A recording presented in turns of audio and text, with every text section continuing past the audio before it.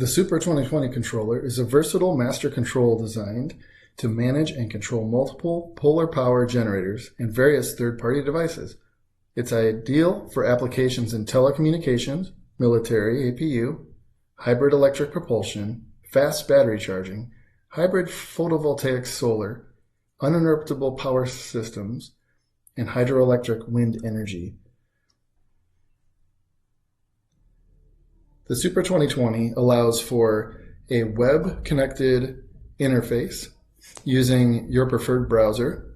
It also provides connectivity through API and an available NOC center for viewing and maintaining many Supra 2020 sites at the same time. After logging into the Supra 2020 web interface, you'll be taken to an overview screen where you can find the basic parameters of the system, including maintenance timers and an overview of how often the generator or generators have run over the past 30 days. Also included, basic status information for generators 1 and generator 2. In this situation, generator 2 has been taken offline for demonstration purposes. You can also find output voltage and current.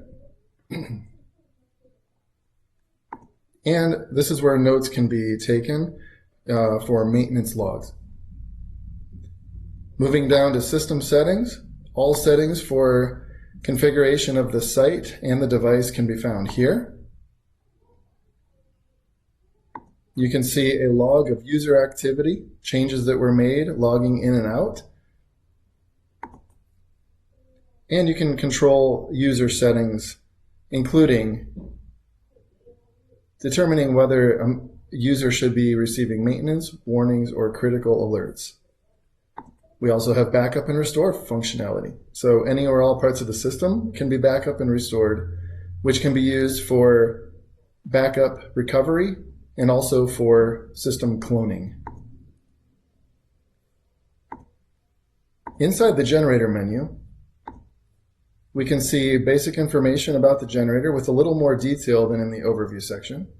We can also see detailed information on the relay statuses for controls of the generator and other alerts for the site. We can see detailed information on our maintenance timers and additional information on temperatures, and then overall information about the generator itself and the site location that it's installed. Generator 2, again, is offline. We can adjust settings inside of our Supra controller for each generator. So these are considered the backup settings when a Supra 2020 is installed. If the Supra 2020 fails to control a generator or goes offline for any reason, these settings will be used as backup and the generators will run independently. In this screen, we can see the status for Supra 2020 control. So in this case, neither generator is in managed mode, despite managed mode being active. By enabling managed mode, this generator would now be considered to be used for powering the site. All key settings for Supra 2020 control can be adjusted here, as shown. There's a scheduling feature which allows us to define scheduled categories. And inside of each of these, you can find start and stop requirements for the gen set for voltage and current. Each category can have its own settings. And then a custom scheduler can be used or created that defines the program throughout the day, including equalization charges that may be required monthly or certain tasks that may be required weekly. So a completely custom schedule can be built using this feature. Moving down to the alert menu. So each 2020 contains a alert log. So any issue that's been found for this site would be captured here automatically. This indicates all of the issues that would have been sent through email notifications to users.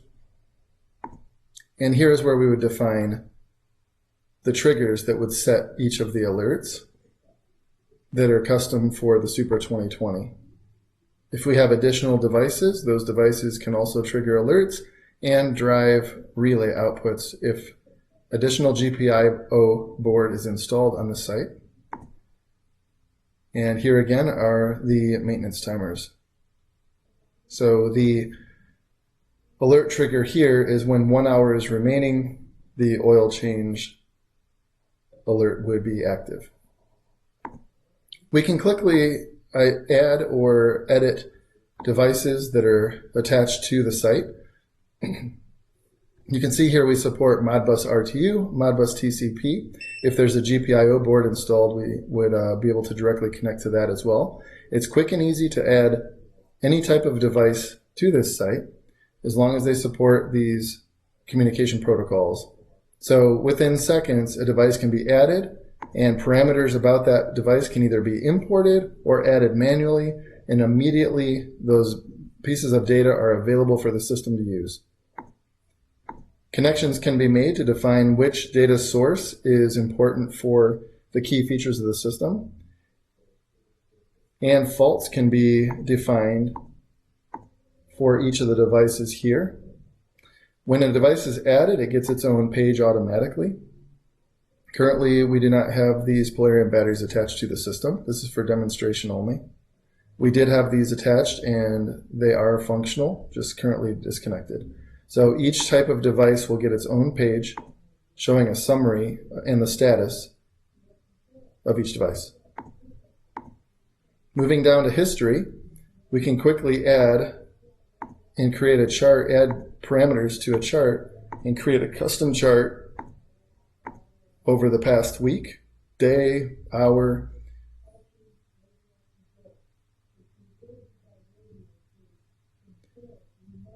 The chart is then available for scaling, zooming in, zooming out. It includes bands to indicate the min and max during that time frame, and the last value is the solid line. This allows for a very quick and easy investigation of a system to see if maybe the sensors look proper or performance is as we expect it to be. In this particular case, the generator or the system is only connected to solar power, and so we're seeing the voltage changing throughout the day in this chart based on the solar power output. Automatic updates can be performed by coming into the update menu and manually updating here. All of these settings, everything you've seen so far, can also be controlled and viewed using the Knox Center software that's available, which will be included in a separate video at a later time. Thank you for watching.